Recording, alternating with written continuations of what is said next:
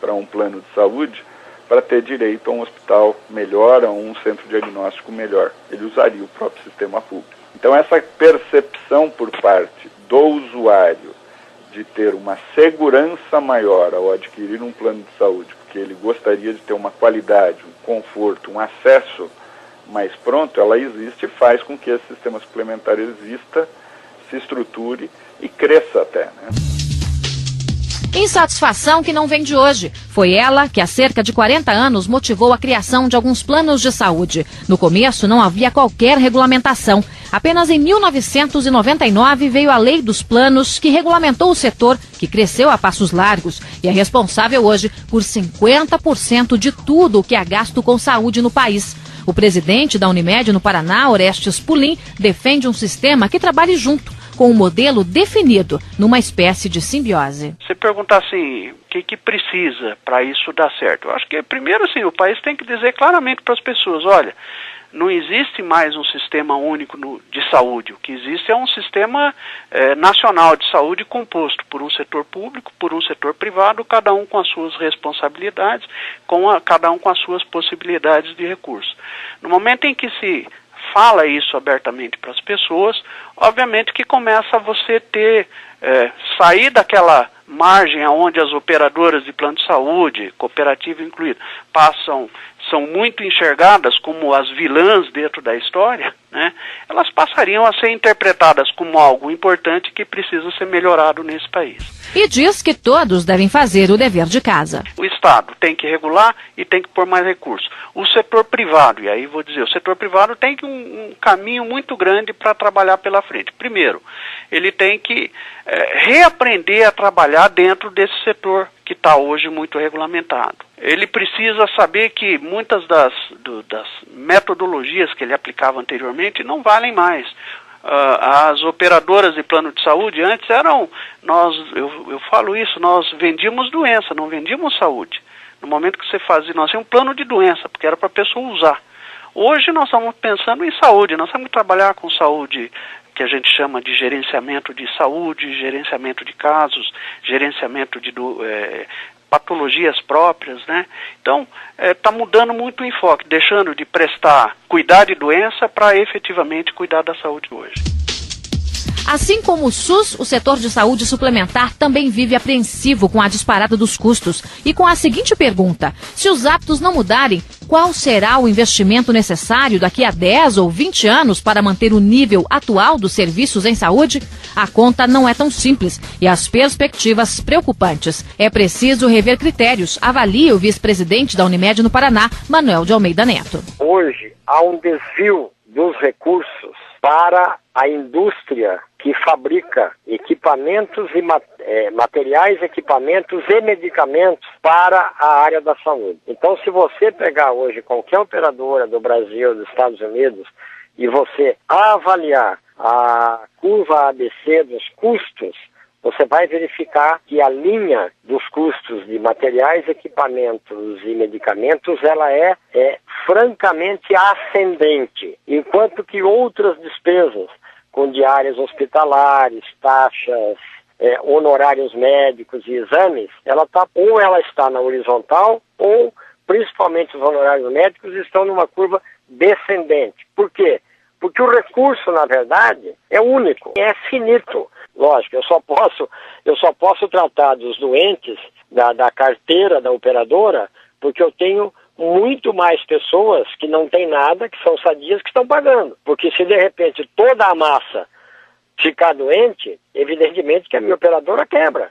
Até porque, sem o sistema suplementar de saúde, o caos na área pública seria ainda maior. São 40 milhões dos 190 milhões de brasileiros que usam os planos de saúde. Só no Paraná, no ano passado, cerca de 3 mil profissionais cooperados à Unimed realizaram 6 milhões de consultas e mais de 11 milhões de exames.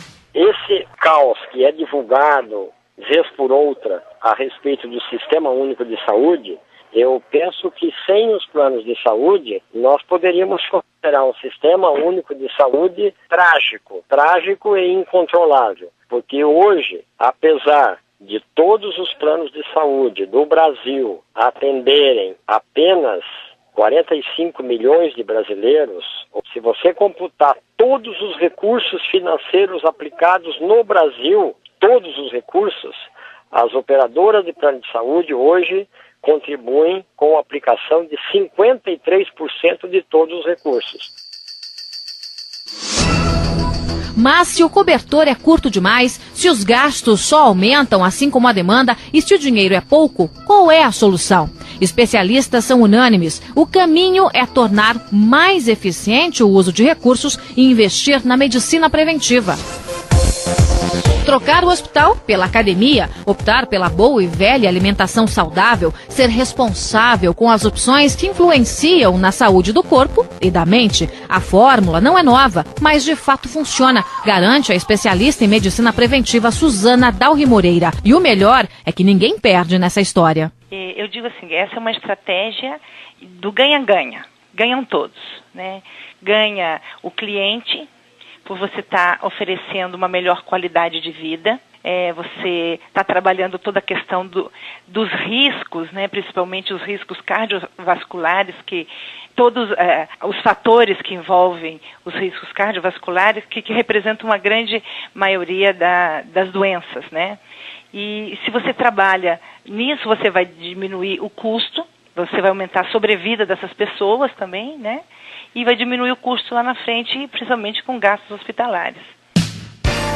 Mudar não é fácil. Prova disso são os índices que envolvem a saúde. Em média, 40% da população tem excesso de peso e, com isso, doenças relacionadas à gordura. Para especialistas, são necessárias políticas públicas e trabalho conjunto para que uma fórmula aparentemente simples possa ser aplicada com sucesso. Os hábitos de vida estão associados a mais de 50% na sua sobrevida lá na frente. Tá? A parte genética, ela tem uma responsabilidade bem menor nisso. A questão hábitos de vida é extremamente importante. Agora, a questão de mudança de comportamento é que é o mais difícil. Porque se você não atua como uma política pública, onde todos estão procurando a mesma coisa, é difícil essa mudança, né? Você sozinho querer mudar. Acaba você, como indivíduo, sendo a pessoa chata. Eu não aceito isso, eu não aceito aquilo, eu não quero isso. Né? Então, isso tem que ser trabalho ANS, Ministério da Saúde, né? E não só dentro da mesma área da saúde, você tem que trabalhar com a educação, tem que trabalhar dentro das escolas, da merenda escolar, junto com, vamos dizer, no próprio currículo das escolas tem que entrar essa questão. É um tema realmente que tem que envolver todas as esferas para você conseguir um resultado.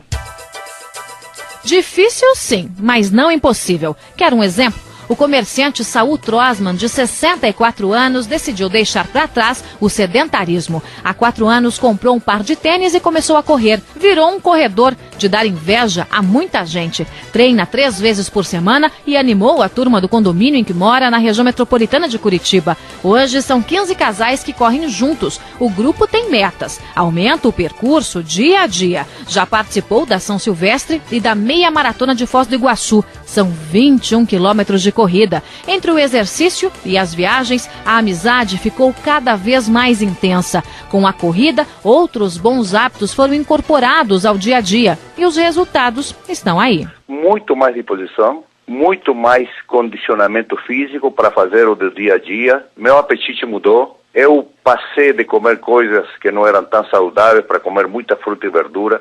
Esse sentimento de esportista mudou a alimentação, o comportamento. Eu fico mais ativo durante o dia. Parece dia que eu não faço, me falta. Eu realmente senti uma grande mudança depois que comecei com esse exercício mais intenso que eu estou fazendo. E você indica para qualquer um que queira começar? Eu indico, eu pedi de aniversário agora para minhas filhas, tenho 2 filhas que corram uma corrida de 10 km como presente de aniversário, e elas acham que vão correr. Esse grupo, 99% era exatamente igual a mim. Nós não conseguíamos correr 500 metros faz pouco tempo atrás. Hoje, quando falamos que corrimos 21 km, até para nós fica difícil acreditar que temos conseguido quebrar um paradigma nosso de que eu não vou conseguir correr isso. 21 quilômetros é uma distância e tanto. Hoje, o esporte de corrida se soma a uma grande amizade que temos nesse grupo. Seu Saul ainda tira onda. Eu recomendo também para ti. Com um exemplo simples, Seu Saúl dá uma aula de como é possível mudar hábitos, buscar de fato mais qualidade de vida e entender